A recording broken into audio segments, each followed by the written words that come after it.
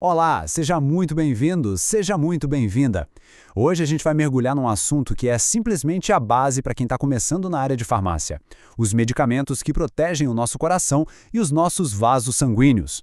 Bora entender, de um jeito bem prático e visual, como essa engrenagem toda funciona. Para começar, vamos usar uma analogia. Pensa no sistema cardiovascular como se fosse uma rede gigante de estradas, sabe? É a super rodovia do nosso corpo. É por ali que passa tudo: oxigênio, nutrientes, tudo para manter cada célulazinha funcionando. É uma logística assim impressionante. E claro, totalmente vital. E se a gente está falando de uma rodovia, a grande pergunta que a gente vai responder aqui é exatamente essa: como é que funcionam os remédios que cuidam do motor, que é o nosso coração, e dos encanamentos, que são os vasos sanguíneos? É isso que a gente vai desvendar agora, passo a passo. Então vamos começar pelo centro de tudo: o motor, o coração. Essa bomba que não para nunca, trabalhando sem parar para empurrar o sangue por essa rede imensa. A força dele e o ritmo com que ele bate são, assim, a chave para a saúde do sistema inteiro. O problema é que às vezes esse motor pode ficar meio fraco, ou até sobrecarregado. É aí que surge o que a gente chama de insuficiência cardíaca. De um jeito bem simples, é quando o coração já não consegue mais bombear sangue na quantidade que o corpo precisa. Ele simplesmente não dá conta do recado. E agora, olha que interessante o que a gente vê neste slide. Para lidar com esse problema, existem basicamente duas estratégias. De um lado, tem os beta-bloqueadores, tipo o propranolol. Eles agem como um freio, sabe? Fazem o coração bater mais devagar e com menos força, para aliviar o esforço desse motor que já está cansado. Do outro lado, a gente tem os digitálicos, como a digoxina, que funcionam como um acelerador. Eles dão um gás, aumentam a força do bombeamento. Duas lógicas bem diferentes para ajudar o mesmo motor. Certo? Já falamos no motor, agora vamos para os encanamentos. Os vasos sanguíneos são os canos por onde o sangue passa, e a força que esse sangue faz na parede dos vasos é o que a gente chama de pressão arterial. Manter essa pressão bem controladinha é fundamental.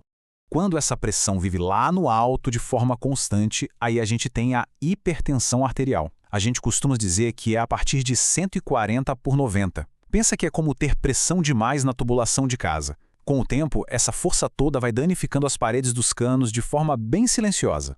Então, a lógica para tratar a hipertensão é até bem direta. A gente tem duas alavancas principais para mexer. Ou a gente diminui a quantidade de líquido que está correndo dentro dos canos, ou a gente relaxa a parede desses canos para eles ficarem mais largos, e aí a pressão cai. E a primeira estratégia leva a gente para os diuréticos. Dá para chamar eles de redutores de volume. Basicamente o que eles fazem é dar um empurrãozinho nos rins para eles eliminarem mais sal e, junto com o sal, mais água na urina. A conta é simples: menos líquido circulando, menos pressão nos encanamentos. Mas olha só, o nosso corpo é uma máquina muito sofisticada. Ele tem um sistema próprio para regular a pressão, que é o famoso sistema renina-angiotensina-aldosterona, ou SRAA para facilitar. E muitos dos remédios mais modernos e eficazes agem justamente aí, interferindo nesse sistema. E este slide aqui mostra direitinho como isso acontece. É uma cascata de reações, uma coisa levando a outra. O rim solta a renina, que transforma uma proteína em angiotensina 1. Daí vem uma enzima, a ECA, e transforma a angiotensina 1 em angiotensina 2. E é essa angiotensina 2 que é a grande vilã da história. Ela aperta, ela contrai os vasos sanguíneos com força e a pressão, claro, sobe. Sabendo disso, a farmacologia foi lá e criou duas classes de remédios muito espertas. Os inibidores da ECA, como o captopril, vão lá e bloqueiam aquela enzima do passo 3, ou seja, eles impedem a produção da angiotensina 2. Já os BRAs, como a losartana, são diferentes. Eles deixam a angiotensina 2 ser produzida, mas bloqueiam o lugar onde ela iria se encaixar para agir. É como se um tirasse a chave do carro e outro colocasse uma capa na fechadura. O resultado final é o mesmo: os vasos ficam mais relaxados e a pressão diminui. E ainda tem uma terceira via para relaxar os encanamentos: os bloqueadores de canais de cálcio. Funciona assim: os músculos que ficam na parede dos vasos precisam de cálcio para se contrair. O que esses remédios, como o amlodipino, fazem? Simplesmente fecham a portinha de entrada do cálcio nessas células. Sem cálcio para durar, o músculo não contrai, ele relaxa, o vaso se abre e a pressão, puf, diminui. É uma ação bem direta. Ok, motor checado. Encanamentos checado. Falta falar do quê? Da carga que é transportada por eles. Porque a qualidade do que está circulando no sangue também é super importante. E aqui, o grande protagonista é o colesterol. Quando começa a ter muita gordura no sangue, principalmente um tipo específico chamado colesterol LDL, aí a gente tem a dislipidemia.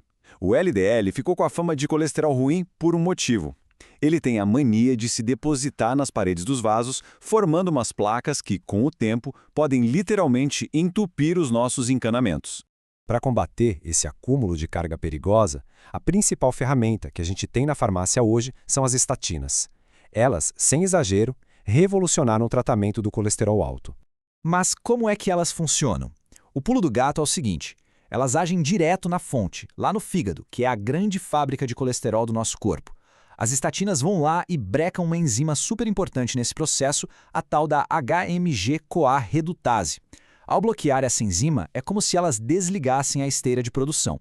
O resultado é menos colesterol sendo fabricado e, consequentemente, menos LDL no sangue.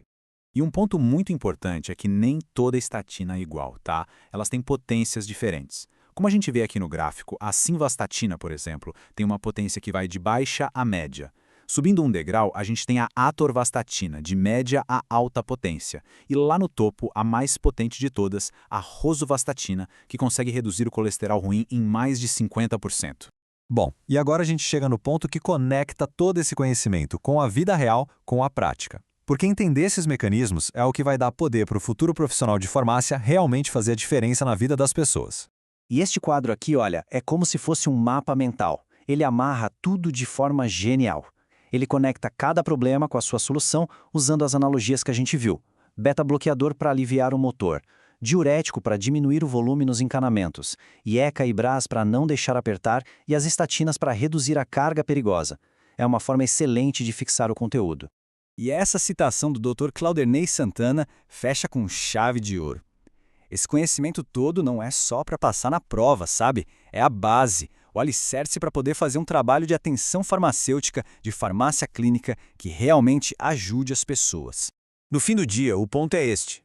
Dominar esses assuntos é o que vai permitir orientar um paciente, tirar uma dúvida e ajudar a pessoa a seguir o tratamento direitinho. E isso se traduz em quê? Em mais adesão e, claro, em mais saúde e mais sucesso no tratamento.